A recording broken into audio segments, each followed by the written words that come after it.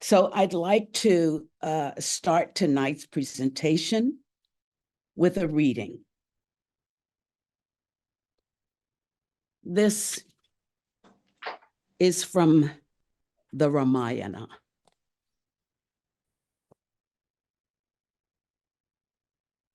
As Hanuman stood on the high wall, he did not know why a thrill of joy passed through his frame.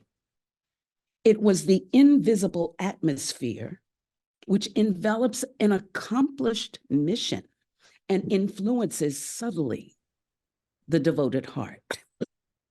As he had at last reached the spot where Sita was, his whole being throbbed with exulting expectation without any apparent reason. It was an early spring night. Trees and plants were in flowers. Hanuman jumped to a place where there was a thick cluster of trees.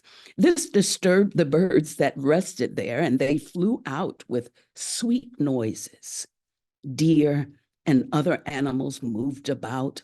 Flowers dropped from the branches and covered the body of Hanuman.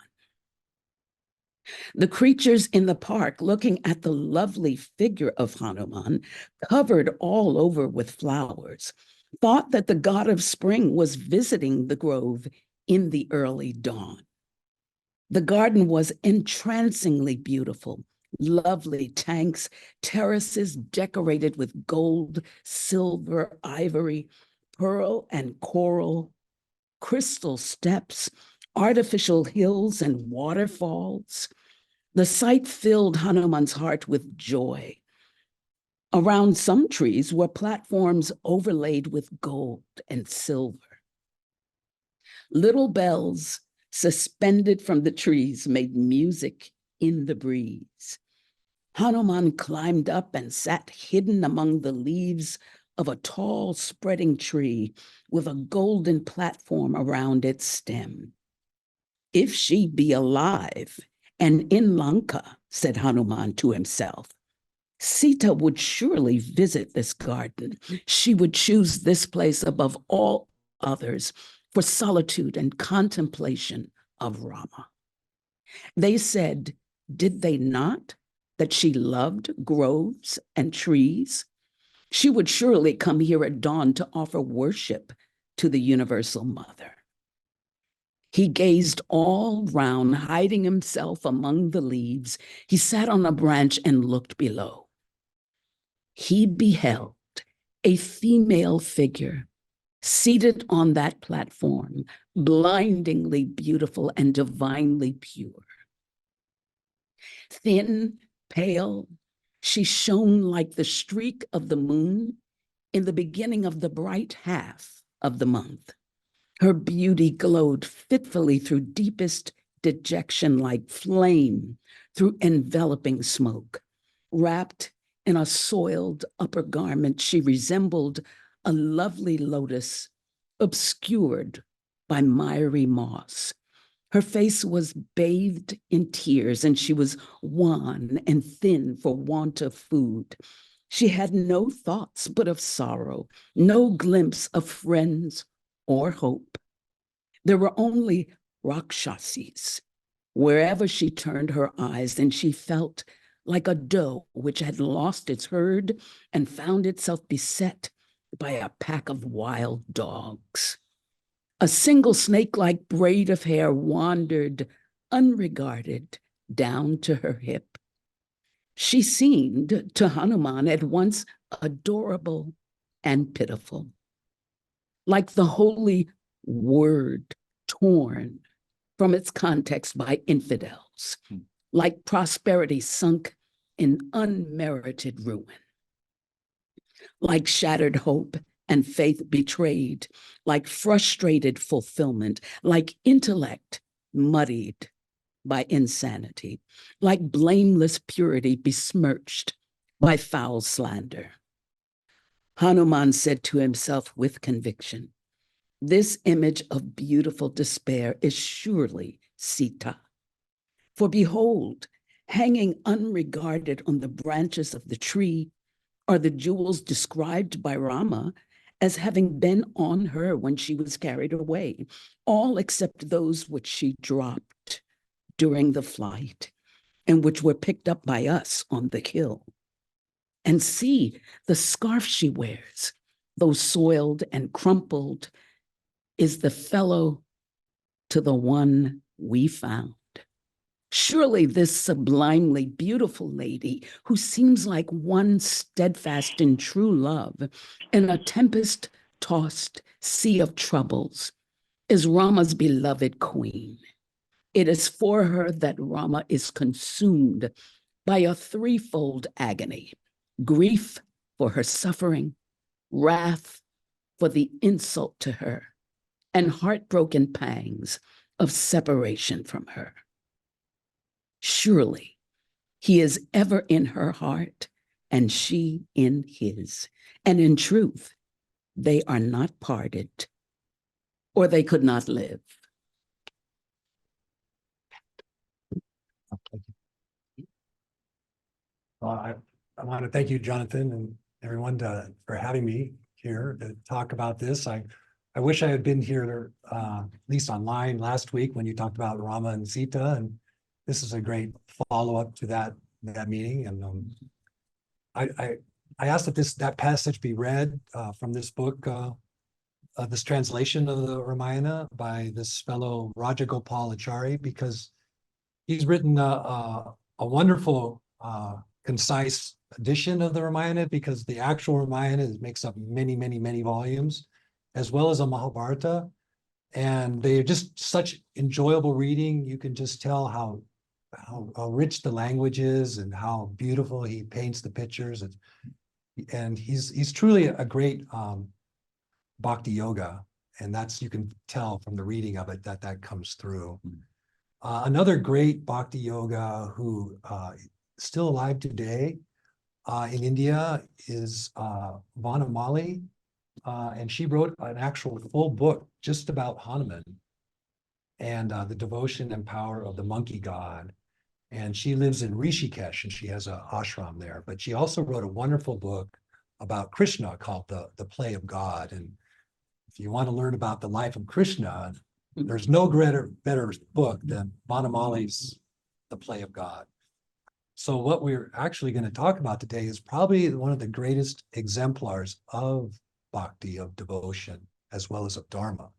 And all great bhakti yogas have turned to the example of Hanuman for their own path in terms of bhakti yoga. There was apparently Narada went to Vishnu one time and asked Vishnu a little bit, maybe like the story of Snow White. He asked Vishnu, who was the greatest bhakti yoga of all, thinking that Vishnu would say that he was the greatest bhakti yoga of all. And Vishnu said, no, it's that monkey, Hanuman. He is the greatest devotee. So Narada was a little bit bummed out by that. Anyways, I assume that everyone has read some version of the Ramayana and the Mahabharata. Is that true, Jonathan? Do you think that in this group? I don't know. I don't know who all says. I know I have, and Vijay has. So I know from it. Yeah, something Yes. of it, and probably from last week's presentation Yeah. too. You have that as well. we got a Yes. big dose last week. It was really fine. Yeah. So I really won't go into it at all.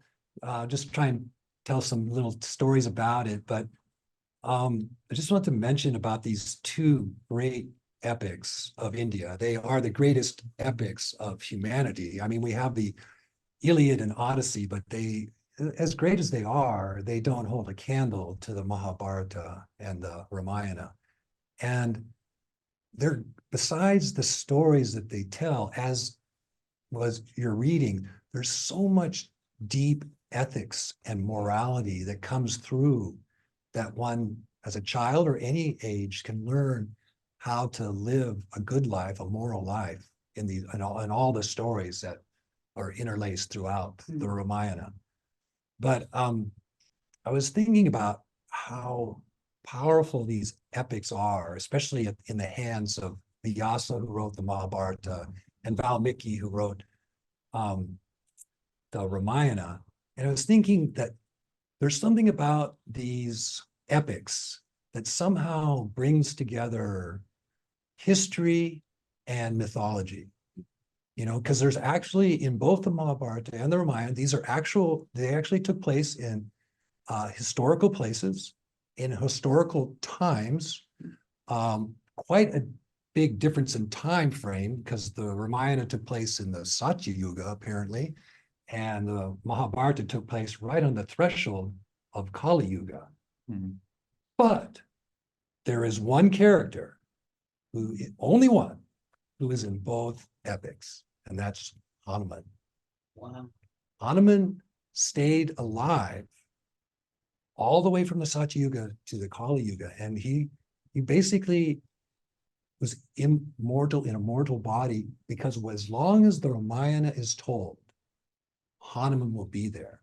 So whenever the Ramayana or any portion of it is told, especially in India, there would always be an empty seat for Hanuman to be there. So we hope that Hanuman, in some invisible form, is joining us today. We're talking through about Hanuman, but we're also talking about the Ramayana as a whole. Anyways, so this thing about history and mythology coming together is an interesting idea, that because Theosophy really teaches that symbolism is one of the essential ways of understanding deep truth. In fact, HBB said that symbols were not invented for the amusement of the ignorant. They are the alpha and omega of philosophical thought.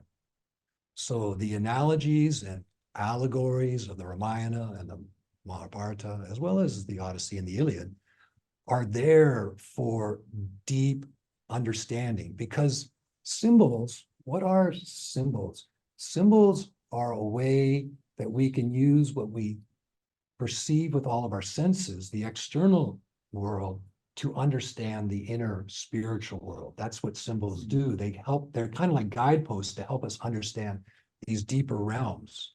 And that's throughout the Ramayana. The whole, while it being historical, it's also completely symbolic. And I think also the ideas in Theosophy are that we should use analogy and correspondence to understand things. So analogy would be through the use of symbols, but correspondence, I was thinking about that. What does correspondence mean? And I think what correspondence means is you can use the macro to understand the micro, and vice versa. You can use the micro to understand the macro. So everything that takes place in the Ramayana is about humanity as a whole, but it's also about what takes place in the breast of every human being, every individual. The Ramayana or the Mahabharata takes place in the heart of every human being, as well as humanity as a whole. So I was thinking, what about America? Could America have its own kind of epics? And I think if we had a Vyasa and a Valmiki, I honestly think that in the hands of one of those great writers, we could take the founding of America as America's Ramayana. There are so many great figures, historical figures, and there's so much greatness there. There's so much mystery there, like Tom Paine and people like that, who probably wrote the Declaration of Independence, in my opinion, but he was behind the scenes. But all of that magical, when you study the time when America was founded, it's magical. A lot of the great founders of America, the founding fathers, attributed it to providence. But providence, from a theosophical point of view, is great beings. Great beings were behind the founding of our country. And now the Civil War, I think, perfectly mirrors the Mahabharata. That is America's Mahabharata. And in the hands of a Vyasa-like figure, the Civil War could teach many, many great teachings, moral teachings, like who was Abraham Lincoln? What was influencing Abraham Lincoln? And who was Frederick Douglass? That mysterious being, completely mysterious. And Ralph Waldo Emerson and Walt Whitman and all these other characters that were there during the Civil War. it has all the makings of an epic. And I would say that even our time today, I'm a little distracted, but our time today, what's going on right now in the world in terms of the macro view of where humanity is in regards to the third fundamental of human evolution with self-induced and self-devised efforts. You could say that every human being's longing, every human being in the world, what is it now, 6 or 7 billion of us or something like that? We all have the longing to be self-directed, to have self-induced and self-devised efforts on a spiritual path. Everyone undeniably has that. And it's what Krishna talks about in the 2nd chapter of the Gita about the self-governed sage. We all long for self-government, self-direction, freedom of choice. And that is reflected in the cracked and bloodied and muddied mirror of democracy. That's what democracy is about. It's a bad reflection of this longing in the human heart for self-direction, for following a spiritual path of the third fundamental of theosophy. On the other side, all the autocracies, dictatorships, tyrannies, monarchies in the world that are going on right now, and all the forces in America that are going in that direction are just the opposite of relinquishing self-control or what, and allowing other to be controlled and manipulated from the outside. So this is we're in the middle of a great battlefield now in America and the world. And you can see all these despots or wannabe despots throughout the world. Say what's going on in Ukraine and elsewhere throughout the world. It's a grand battle on a macrocosmic level, but it's the thing of an epic. So anyways, going on to Hanuman. Hanuman is this amazing character. And his name in Sanskrit is a combination of 2 words, Hanan and Manas. Hanan means annihilation. And Manas, everyone in theosophy knows what Manas means. But basically, the name Hanuman means the destruction of the ego. That's what his name means. And it's very much interesting that the word nirvana, what Buddha is saying with that word nirvana, the word literally means to blow out. And that's what it means, is to blow out the ego. So if we were to say that all the characters in the Ramayana represent aspects of human nature, or the 7 principles of human nature, it is my view that Rama represents Atma, and Sita represents Buddhi, the reflection or the radiance of Atma. And Lakshmana, Rama's brother, great brother, powerful brother, is higher Manas. But there's this other principle in human nature that oftentimes gets poo-pooed by theosophists, and it's called the lower mind. Lower mind is like, oh, the lower mind, the monkey mind, right? The monkey mind. The lower mind is the monkey mind. But when you stop and think about the lower mind, it's the 4th out of 7. It's number 4. In other words, the lower mind is the pivotal principle in human nature. And it can either look up and in, or it can look down and out. When the lower mind looks up and in, it's Hanuman. When the lower mind looks down and out, it's Ravana. That's what Ravana represents, the ego, the 10-headed, out of control human ego that just wants more and more and more and more and is never satisfied. He wants Sita. Ravana steals Sita. He wants that inner beauty. He has all these wives, all these beautiful physical wives. They're completely unsatisfied to him. He wants that inner beauty, but he can't get it, and it drives him berserk. But the ego, because what is inner beauty? It's It's that which is true creativity in human nature, right? A true artist is tapping Buddhi. A true musician is tapping Buddhi. A true poet is tapping Buddhi. Ravana wants that beauty, but he can't get it, and it drives him berserk. So he somehow takes her and brings her to Lanka and puts her in this park that you read about. But she will never give in. So anyways, I want to just tell a little story about the symbology. And I don't, maybe some of you will understand this symbology more, but it's just an interesting story about how Hanuman came to be. It's an interesting story. Shiva was in a beautiful setting, like some Elysian field, and there was an enchantress there named Mohini, and she was dancing, and Shiva was entranced, and so he offered to give her something for dancing for him, and she said that, I want the essence of your spiritual energy. Give me the essence of your spiritual energy. So Shiva gave Mohini a seed with the essence of his energy in it. And so Mohini then, who was actually an incarnation of Vishnu, gave the seed to these 7 sages who lived in a cave for the safekeeping, because this seed, Mohini told them, is going to be the seed of Hanuman, who's going to come when I come back into the world, when I, as Vishnu, come back into the world as Rama of Ayodhya, Hanuman is going to be there to help me to restore Dharma on the earth.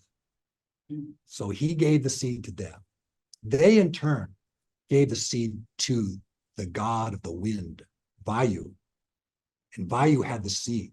Now, Vayu was kind of enamored of this beautiful monkey named Anjani. And he, even though she was married to Kesava, a monkey, so he one time came in as this zephyr, this gentle breeze, and kind of embraced Anjani and put the seed of Shiva's seed in her ear. And she became impregnated and gave birth to Hanuman. Now, Hanuman, as a little child, one time was out playing and he saw the sun, and he thought that the sun was a golden fruit in the sky. So he jumped to get this golden fruit, and he kept coming and coming toward Surya, the sun. And Surya got pretty stressed out, and he thought, this monkey's coming at me. So Surya calls Indra to stop the monkey. And Indra, just without really thinking, takes his thunderbolt, the Vajra, and shoots it at Hanuman and hits him in the jaw and breaks Hanuman's jaw. So Hanuman's always portrayed with a broken jaw. And Hanuman starts falling to the earth.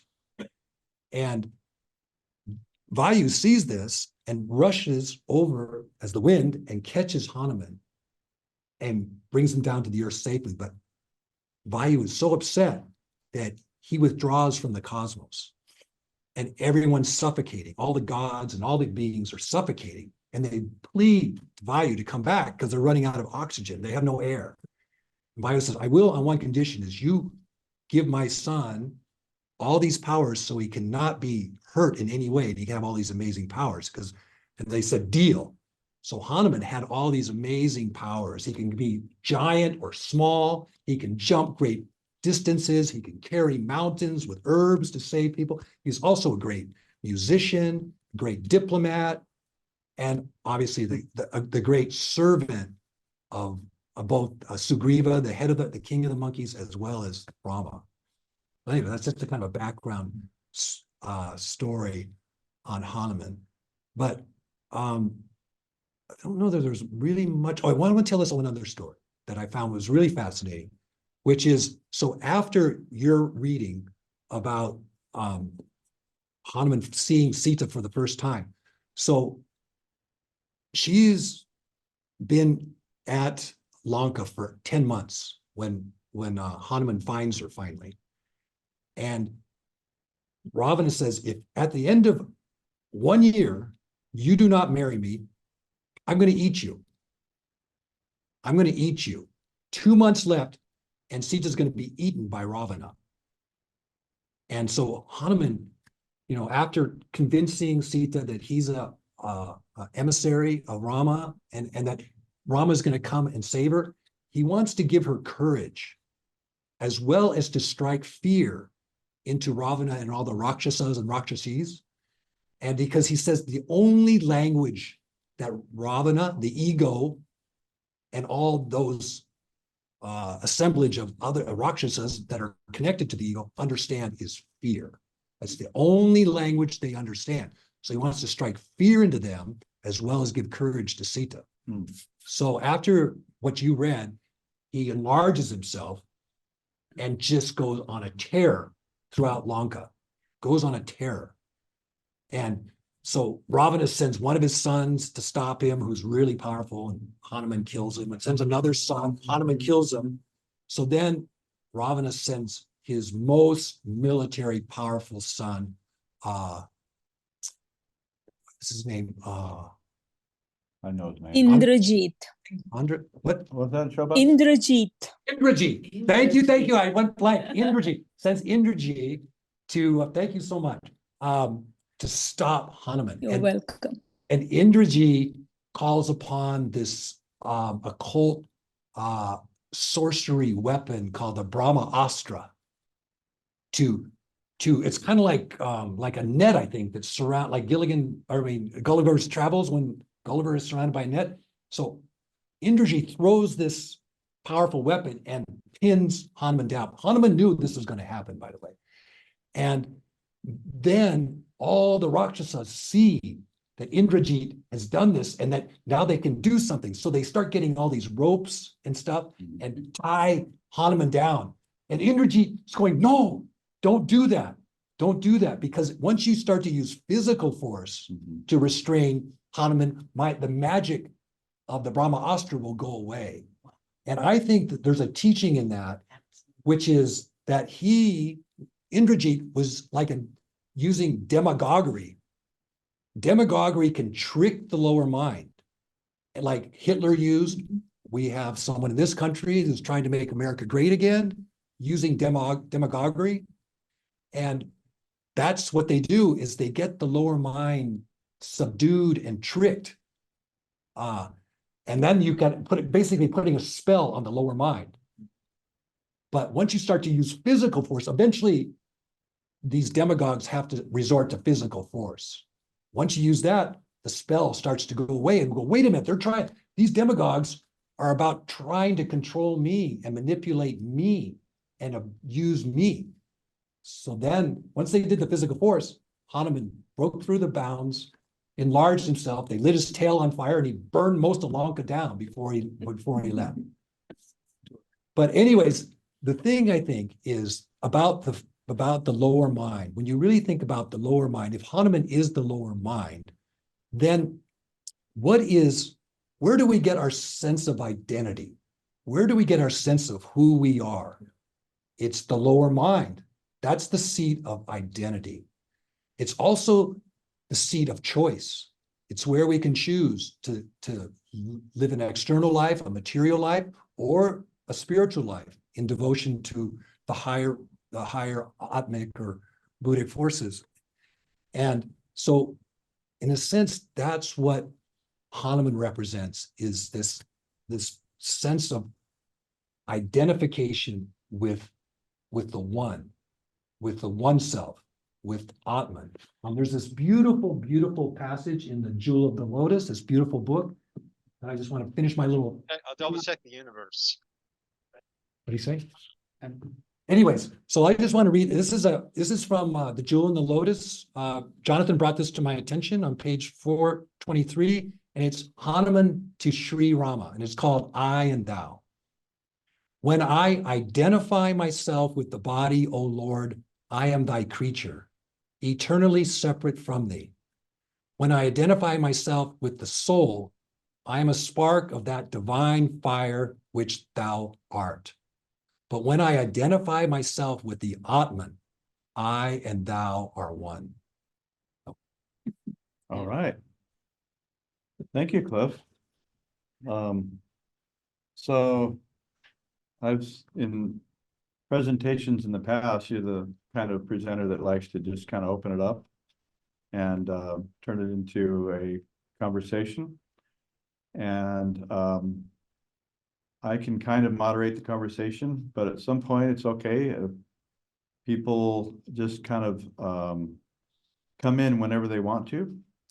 And it's true that I can't see everybody with this new configuration. I'll take a look over here and I'll keep my eye on the computer, but if I don't get to, just jump in there. So if anyone has any kind of comments or questions or conversation, Monica. Well, first of all, thank you so much. This was amazing. Such in-depth understanding and revealing to us. I mean, I am grateful to go past this sort of superficial idea of Hanuman being the symbol of the lower mind. But also, if I remember correctly, the great possibility of a powerful devotion. But I wanted to ask, because you mentioned early on something about, you said Hanuman will be there. I don't remember if it was Rama or Brahma who was coming into, but it sounded like a specific time in man's evolution where the mind was becoming conscious, or the ability to make choices, as you referred to, and I wondered if that was what you were referring to. I think so. I mean, we are this interesting creature, you know, on the earth and in the universe. And sometimes when you talk about man, you see a form, right? Okay, we're all this. Why don't we just call ourselves, each of us, a point of self-consciousness? Mhm. That's what we are. We are just a point of self-consciousness. But it all hinges on that. It all hinges on self-consciousness and the will that comes with self-consciousness to expand that self-consciousness, to expand our identity within the last thing. Mhm. So we are, and Jonathan, or someone that understands a little bit more the cycles, but we are like in the fourth round, the fifth sub race of the fifth race. Is that correct? Yeah, as I know. And it's a pivotal point in the evolution of self-consciousness, Oh, okay. where that self-consciousness can go Ravana way, sideways, or it can go Hanuman way towards the divine. Are we going to live as children of light, as spiritual beings? Where's that thing by Thierry del Chardin, that we are not human beings having a spiritual experience? We are spiritual beings having a human experience, right? Yeah. That's the question. Who are we? Who really are we? And that's the pivotal point in human evolution right now, is to have that inner epiphany, or that inner awareness of our divine nature, that we are divine beings embodied in a human form. Right? Is that kind of what you're Yes, leading to? Absolutely. Yeah. The phrase that I was trying to remember was the lighting up of Manas, which it seemed to be reflected in something that you said earlier. But here, as you referred to this as a very pivotal time, you know, which choice are we? And I think America is a pivotal place in this. Yeah, seems Yeah. like it. Yes. Thank you. I saw Robert's hand up. Yes, you did a nice job of correspondence of the symbolism of the characters of the Ramayana. But I wondered how it is that the ego is able to capture Sita Buddhi. How does that happen? Yeah, how'd that happen? I don't have it all worked out, Robert. But I did want to kind of open the door for us to think about this entire epic from a completely theosophically symbolic manner. But it's a really good question. How did that happen? Well, doesn't Buddhi manifest in lots of ways? So anything that's beautiful, but he's appropriating that which is beautiful, and it isn't his. And so it seems that if a person wants beauty in their life without understanding where it comes from, in that way, what's the word, lust after it, essentially, they're appropriating something without understanding the soul of that beauty, perhaps. I think that's the answer, Robert. Yeah, that's a very good answer, actually. It's really surprising, that Jonathan came up with that. No, it's not. That's not fair. Yeah, the wonders never cease to amaze. We got a question from Renee.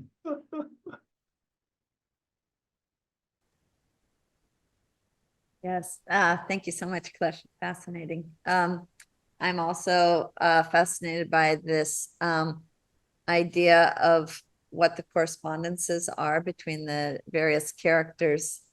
And I remember that being done with other stories in the past and at different lodges. And I was looking at this week's almanac, and on Friday, there's a quote from Hermes. And it's, I'll go ahead and read the whole thing. It speaks of Hanuman's father, god of the wind, Vayu, to begin with, and then it ends up talking about Hanuman. Vayu is thus macrocosmically and microcosmically a key link, a transmitter and a messenger between the material and the invisible worlds. He was the god of the earlier races prior to the incarnation of self-conscious awareness. So this is speaking a little bit to the question Monica was asking. And then it says, and he is the father of Hanuman, embodiment of the Antaskarana. Oh, yeah. Mm-hmm. So here we have this allusion to Hanuman being that which links the higher and lower aspects of manas, as I understand it. And so rather than being lower manas per se, being the linkage between lower and higher manas, and that makes me wonder if maybe Ravana was representing Kamarupa, or did Ravana actually represent lower manas, and Hanuman is the link between higher and lower in the Antaskarana. So there you go. Throwing it out there. Keep challenging your thesis, Cliff. I know. That sounds very plausible to me, that would be another way to interpret it all. Yeah, I'm sure there's no one. Yeah. It's also mysterious. Why is Vayu the father of, Hanuman? It's just, Yeah. why is the wind, He's called the transmitter and messenger between the material and the invisible worlds. And Antaskarana is going between the higher and the lower.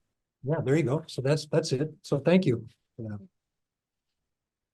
I don't know, does anyone else have any thoughts on this? prior to the incarnation of self-conscious awareness. So prior to the incarnation of Manas Oh, that's critical. was Vayu. And then he is the father of Hanuman, who is representing the embodiment of the Antaskarna, which can only exist once there is self-consciousness. There you go. Very good. Very helpful. Back. I was thinking Yeah, about go ahead, Ken. wind and air as something that sound travels through. So in terms of a communication, is Vayu is a link between, you're saying, the spiritual and the physical. That wind or air or the atmosphere is the medium in which sound travels, or even light, you might say, as a communication medium. So Vayu could be representing that. Yeah. And Hanuman would emanate from that or be the progeny of that. And one thing I did read about in these two books about Hanuman is that Hanuman was always chanting the name of Rama. He was always intoning the name of Rama. It's constantly Rama, Rama, Rama. And it's called in Hinduism japa. To it's almost like maybe the beads in in various like Catholicism or even Tibetan Buddhism, but this constant chanting of the name of God, japa, is what Hanuman was always doing throughout his life. And you think about Hanuman, he was able to take on this great size and then shrink to a very small size. He was the most powerfully and strong, and also the most humble. Yeah. And the combination of humility and strength. And you know who else was always chanting the name of Rama? Yes. Gandhi. Yeah, there's some telepathy that happened just there. Gandhi. Yes. And when he was assassinated, as he fell to the earth, what was he chanting? The name of Rama. Yeah. His devotees were next to him as he was dying there in their arms, was chanting the name of Rama. So you have like Winston Churchill looking at Gandhi and calling him half-naked fakir, right? And then you have Einstein looking at Gandhi and saying, generations to come, people will scarce believe that such a one as this walked the earth. He was both, in the eyes of some, this little tiny man with no clothes on, but in the eyes of others, he was a Mahatma, a great, great being. And so it's interesting between Hanuman and Gandhi, this idea of chanting. And in the book I read said that is the most direct path to opening up the channels of the Atman into ourselves is through the chanting of a divine names. And I think also the teachings of Ramana Maharshi too in the modern age, there's a way of using the question, who am I? And having that as an inner chant in one's nature will also help to open one up to one's higher nature. Is that the lower Manas? Who am I? The question, yeah, it's the seed of identity. Yeah. That's why I think that Hanuman represents that seed of identity pointed upward. The centripetal lower Manas, right? Well, yeah, Turning inward. turning upward. inward, yeah. Yeah, and that question, who am I? Who am I? And Rama and Hanuman answering that question, I am in that question about identity. When I identify myself with you or with the Atman, Rama and I are one. So that's this idea of always identifying with the inner and the higher, and the and that kind of thing. So the spiritual. Jeff Clark. Over in Japan. Wow. Yeah. Hi. I was thinking along the lines of Renee and wondering if Ravana is more like the lower mind. And about Vayu, it's air or it's also spirit. I mean, it's that's one way of looking at it. And then also in the 5-element or 7-element framework, it's the 4th element. And so that would correspond to Kama Manas, wouldn't it? so I think there's different ways of looking at it. But one thing I find intriguing about Hanuman, he had a wife, evidently, but they were both celibate. Hanuman never had children. Is there anything about the death of Hanuman? He's supposed to be alive. Yeah, so unlike Rama, for example. Apparently, Rama, Hanuman is still on the earth. yeah, so there's something about Hanuman that's more like spirit. I mean, something that is enduring. And also, if you think of Lower Manas, you don't think of something or somebody that's celibate. Lower Manas is, at least in some aspect, it's outward oriented. That's why it's lower, right? So, yeah, I was trying to. I mean, Hanuman is sort of more like a force of nature, or a sort of a force of higher nature that comes into being. That I didn't. I don't know. Maybe in some sense he's an aspect of Lower Manas, or shows the way that Lower Manas should orient itself. Or I'm not sure, but you know, when you think of Lower Manas, you don't think of something that's celibate and always thinking of God. And also, in some ways, I mean, Rama's kind of a jerk in the way that he treats Sita. And Hanuman's never a jerk. I mean, he's kind of mischievous, kind of like what you expect from a monkey, like the Chinese monkey Son Goku, which might have been modeled on Hanuman, is sort of always doing some tricks or doing something unexpected. So, yeah, I just want you. I like what you brought up, but I'm trying to fit it into the Theosophical 7 principles scheme. Yeah, it's wonderful, wonderful ideas you're sharing. But isn't that the intriguing thing? Kind of in defense of Lower Manas, so to speak, that Lower Manas can go in 2 directions. It's the pivotal place of choice. In other words, we make our choices while we're embodied as 7 principled human beings, right? That's what affects the after death states. That's what affects our dreams. That's what affects what we bring back from dreams. Is what is our state of consciousness as an embodied 7-fold being, right? So therefore, the Lower Manas is that basically. And if you think about it, so in other words, just saying, well, the higher Manas is pure, the Lower Manas is not pure. The Lower Manas is worldly, the higher Manas is spiritual. Okay, that's true enough, but it's only true as far as it goes. What's even more poignant and pointed here, it seems that the Lower Manas is the chooser. That's what I got from your presentation. I think it's the possibility of self-transformation Yes, resides in Lower Manas. that's really strong. Yeah, thank you. Shova, by the way, you should just jump in there at any time. Because she's got this. She's the one that gave the presentation. Yeah, I'm sorry I missed it. That's okay. I just want to say thank you for your take on Hanuman. The other aspect, I was looking at 2 things. I like to compare with other mythologies, and I was thinking of Hanuman as the messenger, so reminded me of Hermes. Number 2, Hanuman's devotion is one of the things that is emphasized a lot. So I think it was Robert's question: how could Lower Manas come and help Buddhi? So I don't want to get into the Lower Manas, Higher Manas piece, but I'm thinking about the fact devotion can take you anywhere. So that deep devotion that he had for Rama, and one of the things you mentioned about the japa of Rama's name consistently, was enough energy and force and good, how can I say this, good vibes that could take him. First of all, he had the power to transport himself and get there.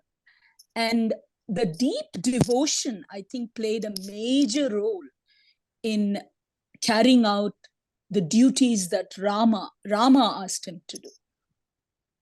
I was just wondering. what you think of that aspect of that deep devotion and the fact that he's a messenger.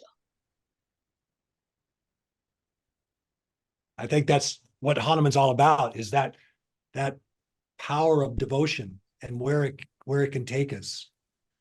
Well, as you were talking, another analogy came to mind that was interesting, is the only way that Rama could kill Ravana is on the back of Hanuman.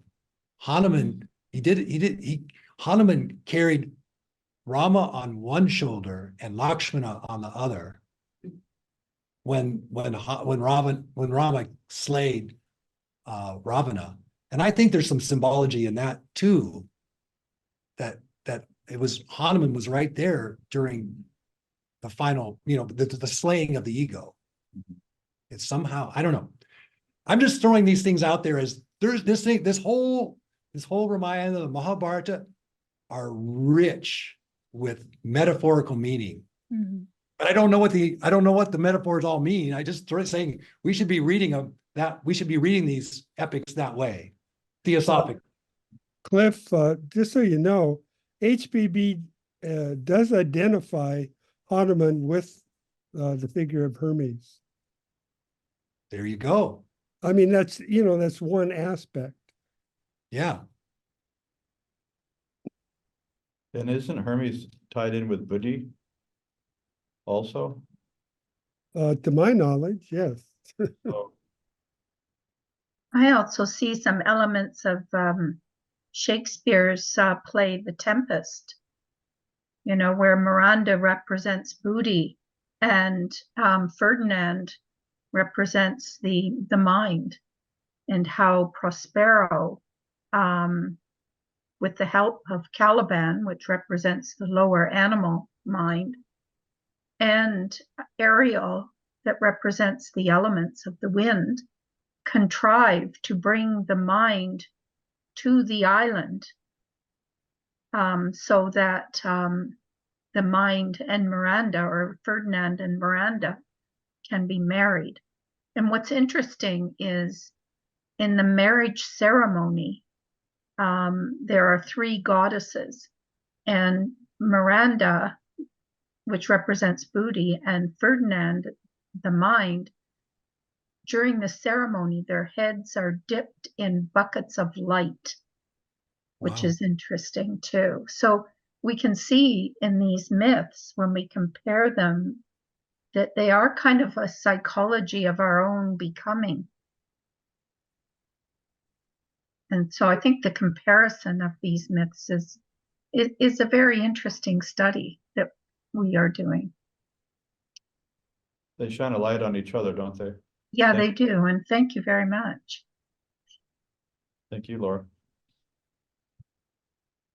But one thing I still can't get over this thing about mind being having such a heart dimension.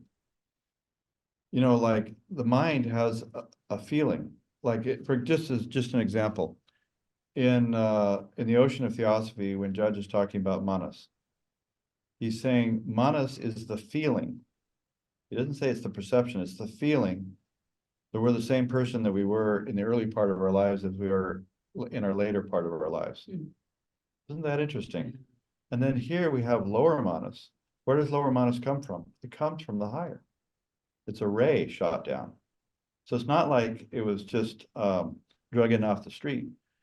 Okay, it comes from these higher principles. It comes from the very essence of who we are. And so it's like a messenger, okay, being like a what do you call it? A diplomat almost, right? Being sent from the higher dimensions and the higher realms into the world of matter and adversity and challenges and life. And yet it comes from this heart dimension, actually, of the three higher principles, and is shot down and is challenged to take on all these challenges and ultimately to raise matter, really, and to revolutionize things and awaken and refine essences. and bring things to a higher level. So it really can be a deliverer of compassion, but it has to know where it can't forget where it came from. That's the thing. That's the main point. That's the thing. And that's the Get thing. lost in the forest. That's the thing about of Hanuman. He never forgets because he's always chanting japa, right? It's the devotion that keeps him connected. David. Hi, yeah, thanks for all of this.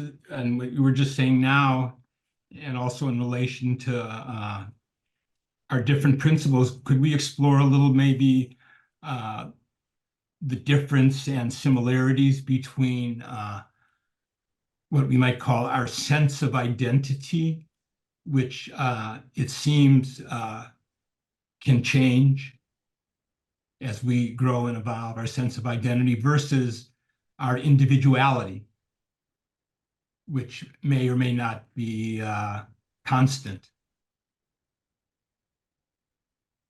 Does that make any sense? What do you mean by the inconstancy of individuality? Well, I would assume that would be that spark of us which moves from life to life, you know, our Okay. maybe the monad, or but our sense of identity would seem changes because we evolves. identify with many things throughout, you know, life. So you're making a distinction between that which doesn't change and that which does change, and that which does change evolves. Right. And does our individuality evolve? Or does or is it our sense of identity that's becoming truer in terms of what we really are? Anyway, just some thoughts with kind of spinning around what we've been talking about with dual manus and so forth. Anybody want to come in on that? Jeff, if you're Yeah. point want to come in on that, go for it. Yeah. I'm reading Anthropogenesis now, or translating bits and pieces of it. And at the beginning of the symbolism section, there's something where HBB says that, damn it, I don't have the book right here. But she says that Sat, she talks about the relationship of Sat and Asat. And often Sat is considered to be the truth and Asat to be falsity. But she says that's not the way it really is. That Sat is the unchanging, but it's always evolving. It doesn't, you have to read it. I wish I had the quote right here.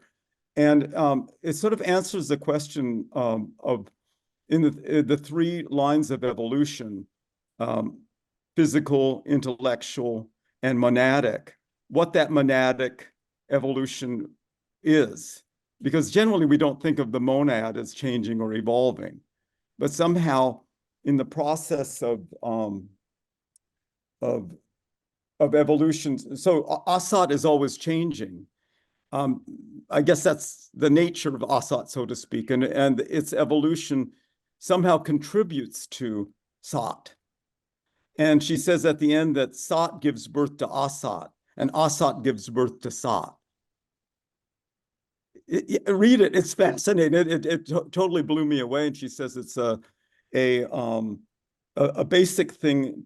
That's the first thing you learn in occult science.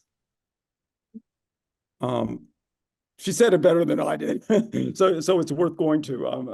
And at the very beginning, I think it's the very first page of the symbolism section in Anthropogenesis. I think you said it really well. Very, very subtle, right? Yeah. So that's sort of in response to so Saturn, if it is, I'm saying Saturn or lower Manus, if it is in some sense the messenger or the link, it's I think, I mean, what we're talking about now and talking about lower Manus is sort of the mystery of Saturn, which is at the very crux of a lot of the secret doctrine and modern theosophical teaching, in my opinion. Saturn is both the, in the manifest world, both the highest and the lowest due to reflection. So. Thank you very much. Yep. Can I go back to that question on individuality Yeah, and identity? please.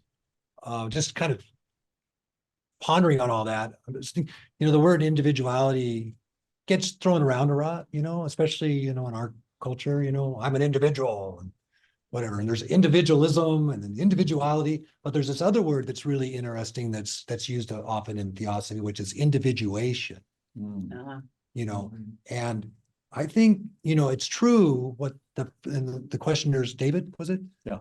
His question is that identity changes. But if one's on a spiritual path, what happens with the sense of identity is it deepens, for one thing, it deepens. So as one moves more toward the witness plane, instead of the trapped in the senses, one's sense of identity is more withdrawn. So once, and I remember Dr. Iyer in one of his articles says that oftentimes we think of what is without as being what is outside of our senses, but it's not necessarily true. What is without could include our emotions. It can include our thoughts. If we can get deeper and deeper into ourselves and to reach that still point of the witness, that's unchanging. There's this part of us, when we ask the question, who am I? Ultimately, we want to refer to this witness nature. But there's this other element of ourselves that Emerson speaks about when he says that the life of a man is a self-evolving circle, which from a ring imperceptibly small rushes outward on all sides to new and larger circles. Through compassion, through service, through sacrifice, one can expand sense of identity.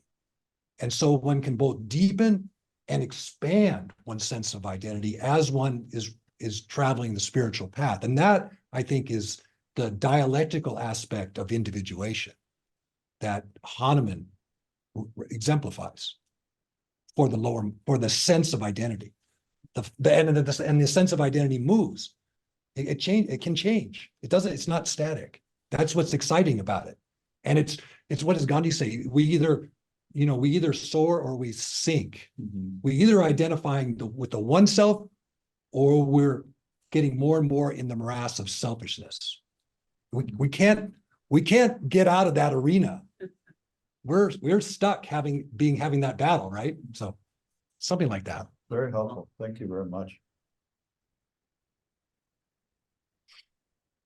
Jonathan, Yes. just in reference to Jeff, he couldn't find the quote, but I can read it. Yes, Gene, go ahead. I'm looking at it here. It's from Book 2, and the title is Esoteric Tenets Corroborated in Every Scripture. And the paragraph says, one feels a serious doubt whether, with all its intellectual acuteness, our age is destined to discover in each Western nation even one solitary, uninitiated scholar or philosopher capable of fully comprehending the spirit of the archaic philosophy. Nor can one be expected to do so before the real meaning of these terms, the Alpha and the Omega of Eastern esotericism, the words Sat and Asat, so freely used in the Rig Veda and elsewhere, is thoroughly assimilated. Without this key to the Aryan wisdom, the cosmogony of the rishis and the arhats is in danger of remaining a dead letter to the average Orientalist. Asat is not merely the negation of Sat, nor is it the not yet existing, for Sat is in itself neither the existent nor being. Sat in all capitals is the immutable, the ever-present, changeless, and eternal root, from and through which all proceeds. But it is far more than the potential force in the seed, which propels onward the process of development, or what is now called evolution. It is the ever becoming, though the never manifesting Sat is born from Asat, and Asat in all caps is begotten by Sat, the perpetual motion in a circle truly, yet a circle that can be squared only at the supreme initiation, at the threshold of Pada Nirvana. End of paragraph. Thank you, Jane, for finding that. Very helpful. I cannot say that I understand that, but that thing, it does seem like one creates the other. That's the begotten. And yet the other one is born from the other. That implies to me that one cannot exist without the other. To me, that's what maybe being born could be. But it's so subtle and so high. And very, very helpful. See, David, you really got a whole thing going there. So, and another thing about this thing of identity, we choose our identity every day. Now I'm a person who's getting in his car. Okay, I'm a driver. Or now I'm a person who's coming home and I'm a husband. Or you see what I'm saying? We just take on these roles. And Monica, you would know about this in terms of, being an actress. So you take these roles and you put your creativity into them, and then you have to gauge how far. It's almost like singing in a choir, you could say. How loud am I going to sing? How soft am I going to sing? How much am I going to do to make a difference? You got the individual, you got the whole. So it's interesting that and Hanuman does this too. Speaking of identity, he can become as small as he wants or as big as he needs to be at any time. That was So amazing too. he's in control. I mean, he's given these powers by the gods, right? Because that was the deal that was made. Right. But on the other hand, he knows how to use them. Right. Right. Are there any other comments or questions? I know, Ken, you've got something over there. One thing that, talking about side and outside, Yeah. in the quote that Gene read, and we're talking about that for a little while, I was like, what's happening here? I guess it would be a correspondence. So a correspondence from, 20th century physics with, Einstein and matter and energy being interchangeable. There's somewhat like an analogy to, Purusha and Prakriti, so the matter and energy. One is physical manifestation, the other is a potentiality, the energy. We have matter. But yet, we've demonstrated, in the correspondence, you might say, of things in the physical world, that they're interchangeable with each other. And that could be another way of by, the reflection of the microcosm, reflecting the macrocosm of understanding Asad and Sad, the Alpha and the Omega. Makes a lot of sense to me. Yeah. Thank you. Did everyone hear that? That was from the back of the room, and he's about 20 feet away from the microphone.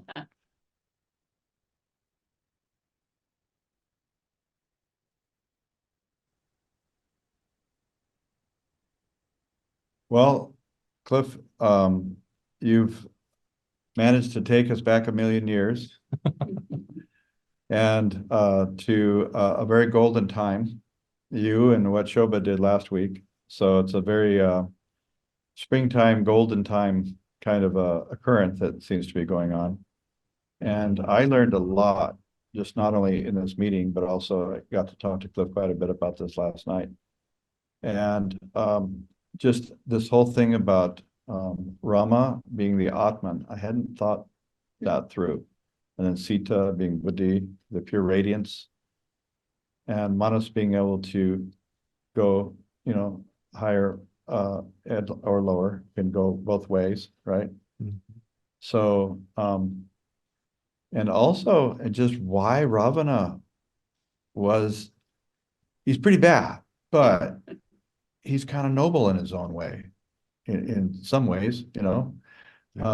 And he gets slain by Rama, who better to be slain by, I guess, right? He was kind of happy about it in the end, I think. I think so. Kind of got to relieve a burden there.